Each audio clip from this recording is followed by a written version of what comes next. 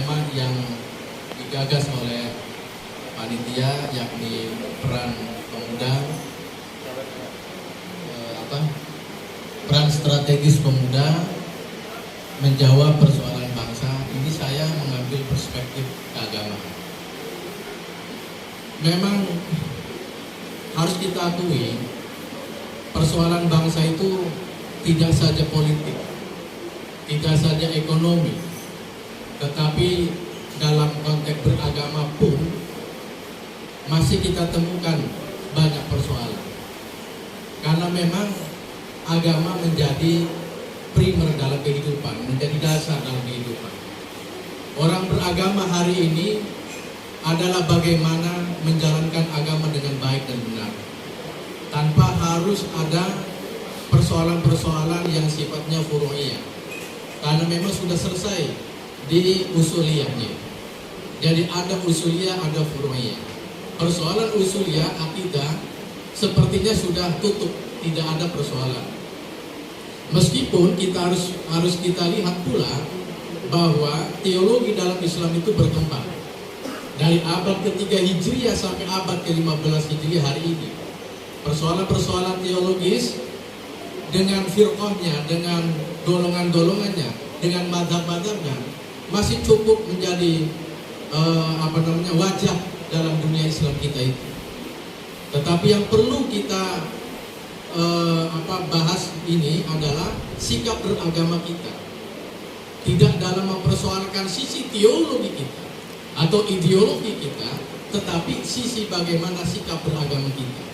Maka pemerintah gencar sekali melaksanakan moderasi beragama. Yang dimoderasi itu bukan agamanya, tapi beragamanya, sikap beragamanya. Ketika berhadapan-hadapan dengan sahabat kita, saudara kita yang non-muslim, itu bagaimana?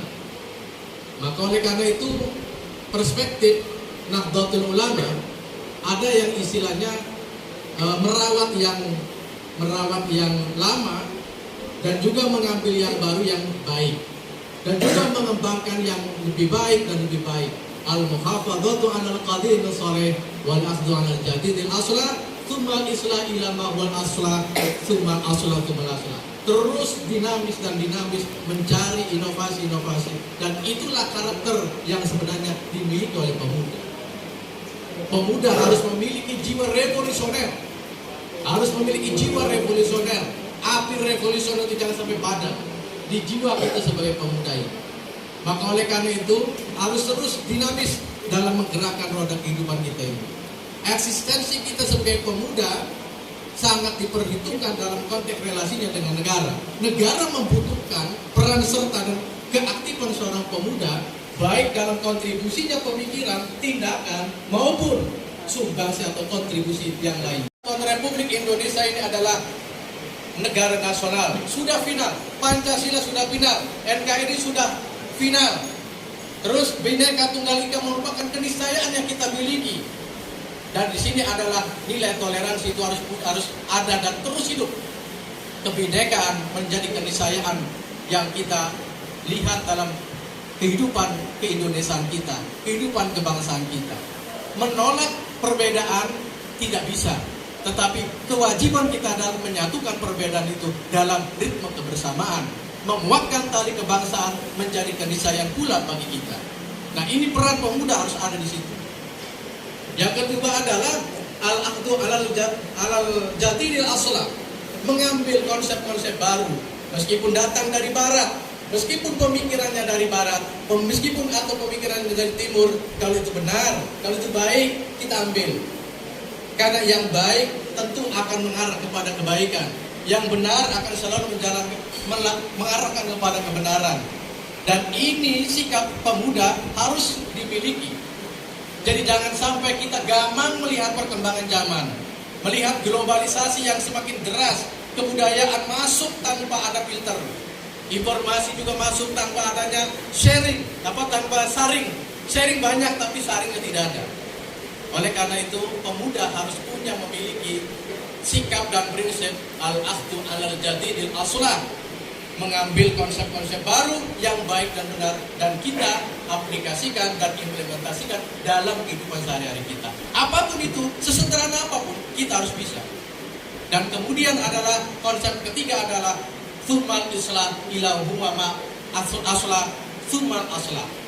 Mencari konsep-konsep baru, menggali inovasi untuk kemudian kita terapkan yang baik dan benar dan manfaat maslahat bagi umat, bagi bangsa, bagi rakyat.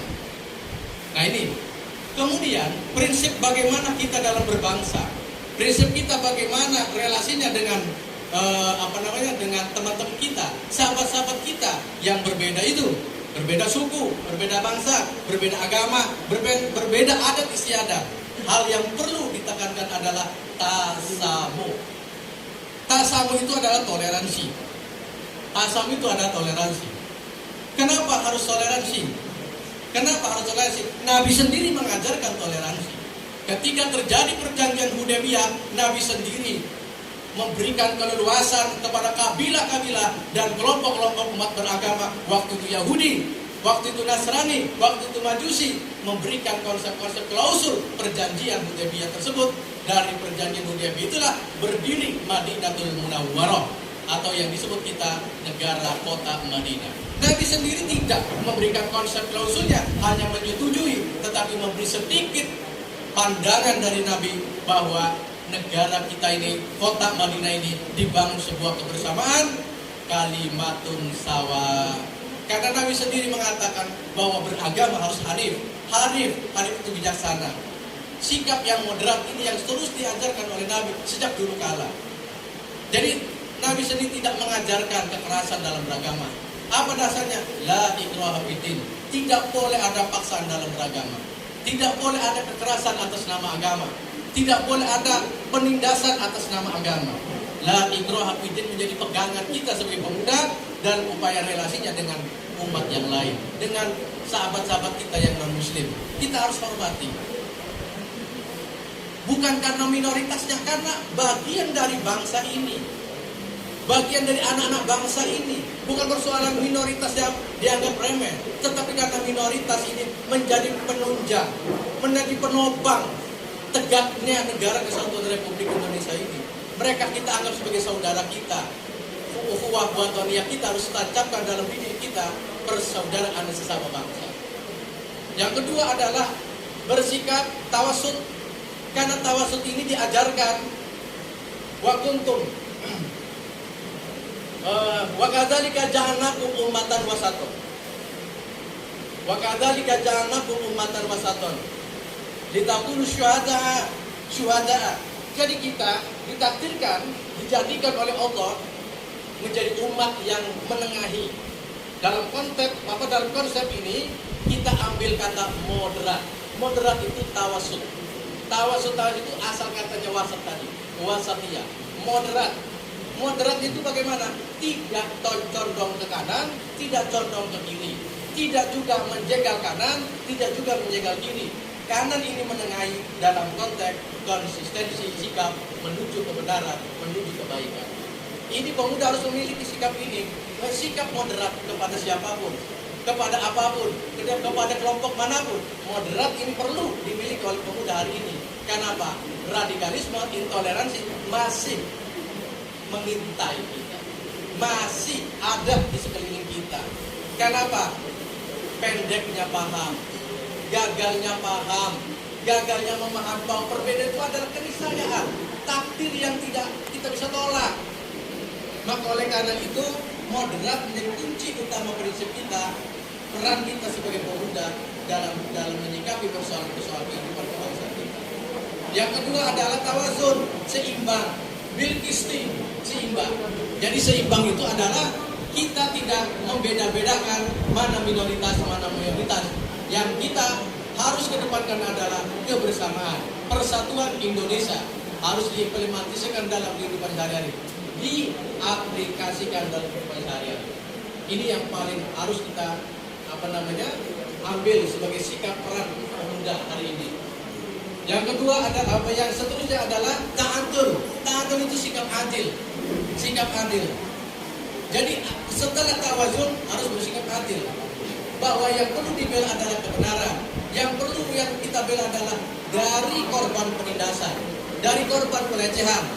Nah, dari sinilah arahnya prinsip ini menjadi kanal bagi pemuda untuk bersikap agar bisa mengharmonisasi kehidupan kebangsaan kita.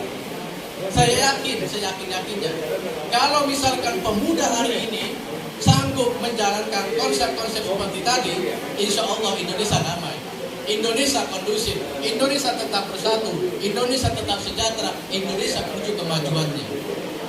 Mungkin ini saja yang bisa sampaikan sebagai prolog daripada diskusi hari ini. Mudah-mudahan manfaat. Wassalamualaikum warahmatullahi wabarakatuh.